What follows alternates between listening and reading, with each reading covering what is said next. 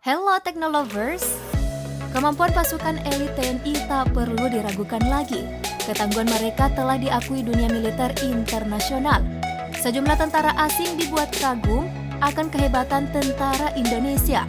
Maka tidak heran jika Indonesia menjadi salah satu negara yang punya pasukan elit disegani dunia. Namun tahu nggak sih, kalau pasukan elit Indonesia sebenarnya terbagi jadi beberapa kelompok, berasal dari Angkatan Darat, Angkatan Laut, dan Angkatan Udara.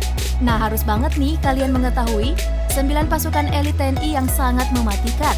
Tonton terus ya videonya. Tapi sebelum lanjut, klik tombol subscribe dan aktifkan bel notifikasi channel ini dulu yuk. Update terus informasi menarik dari teknologi populer.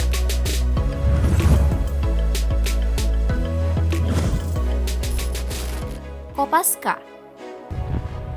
Sebagai negara kepulauan, Indonesia harus punya banyak pasukan untuk menjaga pertahanan wilayah laut. TNI Angkatan Laut membentuk Komando Pasukan Katak atau Kopaska. Ketangguhan dan kemampuan pasukan elit ini disegani oleh negara-negara asing. Kopaska dijuluki sebagai hantu laut oleh masyarakat karena kemampuan berenang dari tengah laut hingga pinggir pantai tanpa bantuan oksigen. Inilah salah satu latihan paling mematikan bagi anggota Kopaska. Pasukan elit ini dididik secara khusus selama 6 bulan dan harus mampu menguasai teknik bawah laut, mulai dari menyelam, menjinakkan ranjau, penyelamatan laut dalam, hingga penyerbuan dalam laut.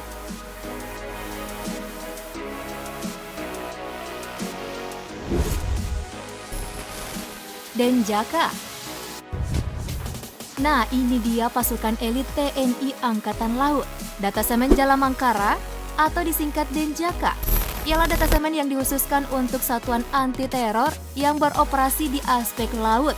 Seluruh anggota yang tergabung harus menyelesaikan pendidikan yang disebut PTAL atau Penanggulangan Teror Aspek Laut selama 6 bulan. Dari ratusan prajurit yang ikut pendidikan ini, kemungkinan sekitar 50 personel saja yang terpilih menjadi anggota Denjaka. Hal tersebut karena pelatihannya yang sangat berat. Dari semua latihan yang pernah dijalani, latihan yang dilakukan di Banyuwangi merupakan yang paling berat, di mana setiap prajurit diikat kaki dan tangannya dan dibuang ke dalam laut. Mereka diminta bertahan hidup dan meloloskan diri. Mereka bahkan tidak dibolehkan membawa bekal apapun, termasuk minum saat berlatih di dalam hutan. Selama 3 hari 3 malam, para prajurit tidur di tengah hutan rimba. Dan setelah lulus, barulah mereka bisa mendapatkan baret ungu. Saking hebatnya tuh, satu anggota Denjaka bisa disetarakan dengan 120 prajurit. Wih, sangar bener ya.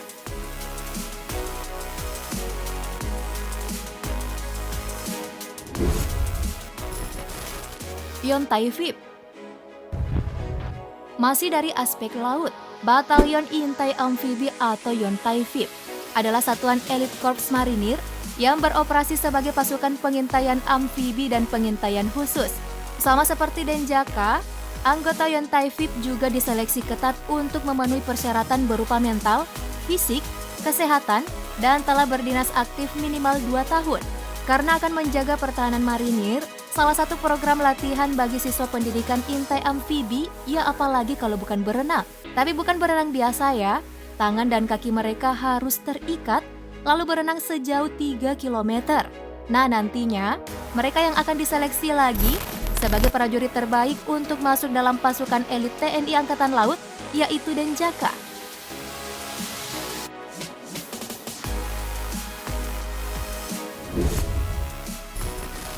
Tontaipur. Peleton Intai Tempur atau Tontaipur adalah pasukan berkualifikasi intelijen tempur Kostra. Kualifikasi yang diberikan cukup tinggi untuk bisa jadi pasukan siluman andalan Kostra, sehingga hanya 500 prajurit saja yang bisa lulus. Sesuai namanya, Tontaipur dilatih untuk bisa menguasai kemampuan darat, laut, serta udara. Latihan tersebut tentu saja untuk menguji kemampuan personil agar efektif di medan tempur. Seluruh latihan dilakukan di markas-markas pasukan elit yang dimiliki TNI.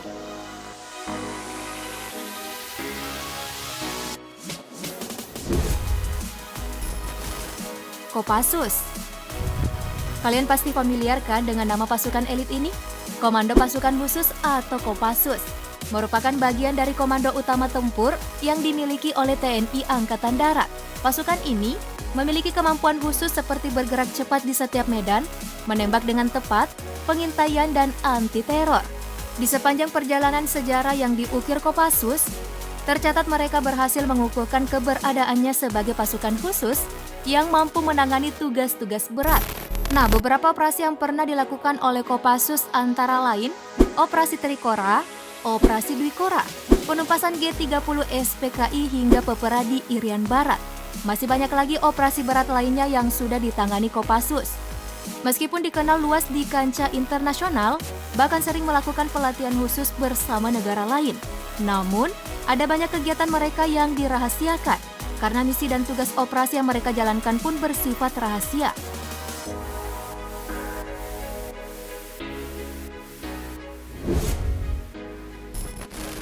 Sat 81 Gultor. Satuan 81 Kopassus atau dulunya lebih dikenal sebagai Sat 81 Gultor adalah satuan di Kopassus yang setingkat dengan grup dan merupakan prajurit terbaik dari seluruh prajurit TNI. Menjadi prajurit terbaik, maka kekuatan dari satuan ini tidak dipublikasikan secara umum.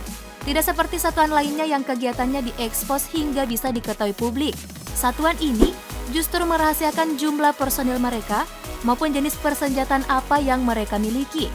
Nah, kabarnya istilah Gultor dari satuan ini dihilangkan karena kualifikasi yang dimiliki prajurit lebih dari penanggulangan teror. Artinya, tugas mereka lebih berat lagi. Yup, Satuan 81 bahkan jadi ujung tombak pertahanan dan keamanan Republik Indonesia.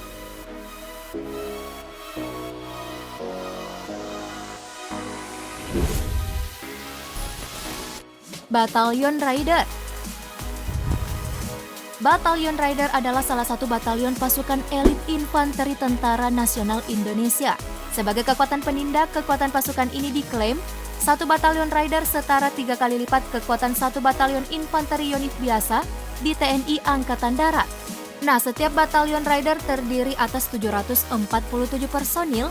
Mereka telah dibekali pendidikan dan latihan khusus selama 6 bulan untuk perang modern, anti-gerilya, dan perang berlarut. Pelatihan tersebut agar pasukan mampu melakukan penyergapan seperti terjun dari helikopter.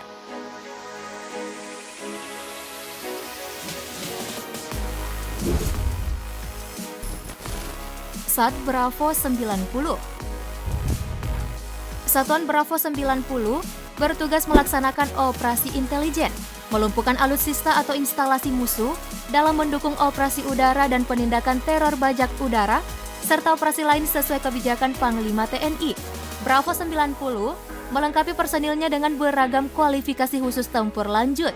Pasukan Bravo diseleksi dari anggota Korps Pasukan Khas TNI Angkatan Udara yang telah menyelesaikan pendidikan terjun dan komando.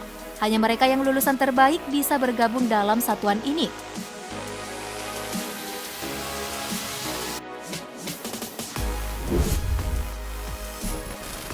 Paskas. Untuk pertahanan udara, ada Korps Pasukan Khas TNI Angkatan Udara atau Paskas. Pasukan khusus TNI Angkatan Udara ini disebut Baret Jingga.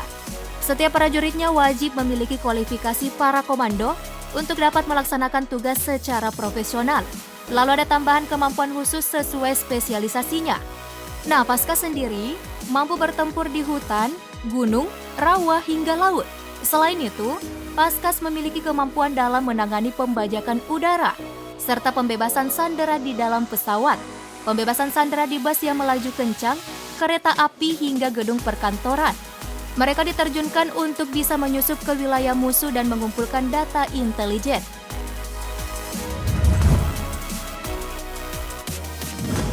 Setelah mengetahui pelatihan berat pasukan elit TNI, tak heran ya kalau tugas mereka sangatlah berisiko, sampai bisa merengkuh nyawa lo itu. Nah, kamu sendiri pernah punya keinginan gak nih bisa jadi bagian dari pasukan elit tadi? Kalau iya, pengennya gabung dengan satuan apa? Komen di bawah ya. Sekalian klik like dan share video ini. Thank you for watching, Technolovers.